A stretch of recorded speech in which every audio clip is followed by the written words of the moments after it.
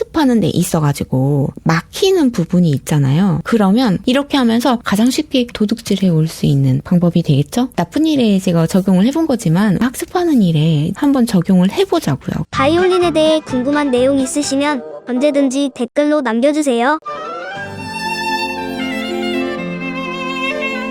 동기부여, 마음 건강, 명상의 대가, 모든 삶의 전반적인 내용이 있어가지고 항상 숙제처럼 풀어야 되는 방법론에 대한 질문이 있죠. 이런 질문이 있어요. 힘을 빼세요. 팔에 무게를 실는 거 알고 싶습니다. 이게 너무 이렇게 방대한 질문이긴 해요. 어떤 부분에 있어서도 삶도 그래요. 힘 빼고 사는 게 가장 지혜로운 방법일 수 있는데 그게 제일 어려운 문제이기도 하죠. 어떻게 하면 적당한 팔의 무게를 활에 실을 수 있는가? 이거에 대해서는 탐구를 하면서 이야기를 어떻게 해야 지혜로운 솔루션을 드릴 수 있을까 생각을 하면서 말씀을 드려볼게요.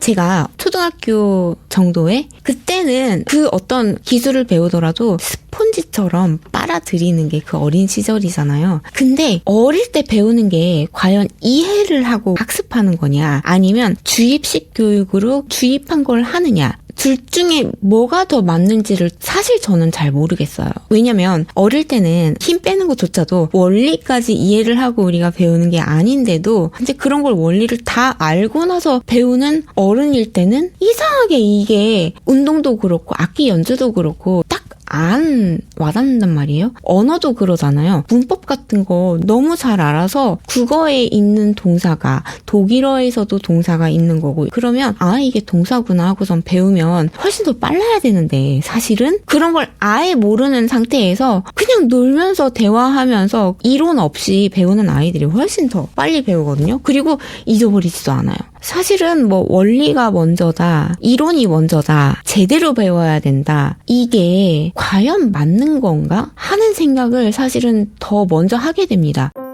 Don't forget to subscribe. 구독해주세요. 바이올린 할 때 특히 활을 그을 때 있어서 힘을 얹어야 된다. 힘을 빼야 된다. 이러잖아요. 아이들이 그걸 힘을 빼는 게 어떤 건지 이해를 하고 그을까요? 사실은 아니라고 생각해요. 가끔은 공부를 하거나 학습하는 데 있어가지고 막히는 부분이 있잖아요. 그러면 거꾸로 한번 생각을 해봐야 된다는 생각이 들어요. 공학에서요. 미사일 같은 거를 제조할 때 가장 쉽게 내 것으로 만드는 방법이 있다면 이번에도 사실 그랬잖아요. 어디 떨어지면 주워왔다 와서 거꾸로 완성본을 해체시키는 거죠. 그러면 완성본에서 뚜껑을 이렇게 닫았구나. 이렇게 하면서 이 미사일의 원리에 대해서 생각을 하고 가장 쉽게 도둑질해 올 수 있는 방법이 되겠죠? 나쁜 일에 제가 적용을 해본 거지만 학습하는 일에 한번 적용을 해보자고요. 제가 생각할 때 힘을 빼세요. 팔에 무게를 실으세요. 설명하기도 사실은 추상적이라 힘을 빼서 그었을 때 어떤 폭발력,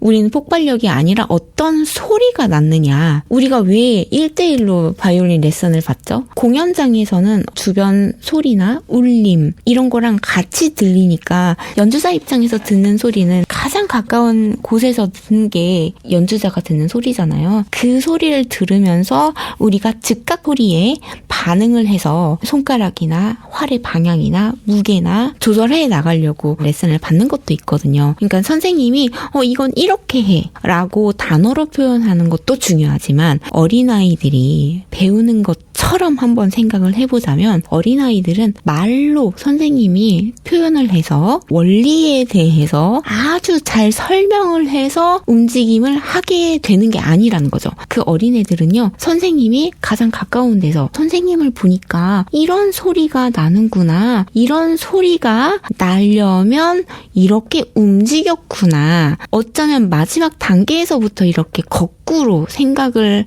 해서 원리부터 알아야 된다는 것 또한 어찌 보면은 강박관념일 수 있거든요. 누군가가 만들어 놓은 고정관념? 그러니까 학습을 하다 막혔으면 미사일을 해체하듯이 선생님이 옆에서 연주를 하실 때 최대한 어린아이의 눈으로, 이건 결과물이에요. 저 소리를 나게 하려면 이렇게 움직이면 힘이 빠져서 들어갈 수 있겠구나 라고 역으로 한번 생각해 보시는 게, 어떻게 하면 힘을 뺄 수 있을까, 어떻게 하면 방지할 수 있겠다라는 것을 역으로 생각해 볼 수 있지 않나 하는 생각이 듭니다.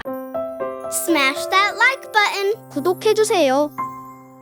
사실 그렇잖아요. 옆에서 계시면 손목을 눌러준다든지 교정해줄 수는 있어요. 그거는 어디까지나 한 지점이잖아요. 바이올린 활 쓰는 건 계속 움직여야 되거든요. 그러니까 이것만큼은 방금 말씀드린 것처럼 역으로 생각해서 원리, 움직임, 모양 이런 거를 너무 따지지 말고, 선생님이 하시는 악기 가까이에서 들었을 때 이런 소리가 나야 이렇게 소리가 전달되는구나, 이렇게 움직여 보니까 그런 소리가 났구나, 그럼 이렇게 움직이면 나도 힘을 뺄 수 있겠구나 라고 거꾸로 한번 생각을 해보자는 거죠. 그렇게 한번 따라 해보셨으면 좋겠어요. 어린아이의 관점으로. 그러니까 힘을 뺀다라는 사전적인 의미에 너무 집중하지 마시고, 어떤 소리를 내는 게 나의 목적인가, 결과를 집중해서 역으로 한번 생각을 해서 어떻게 그 실마리를 풀으셨는지 언젠가 댓글로 한번 남겨주셨으면 정말 큰 영광이겠습니다.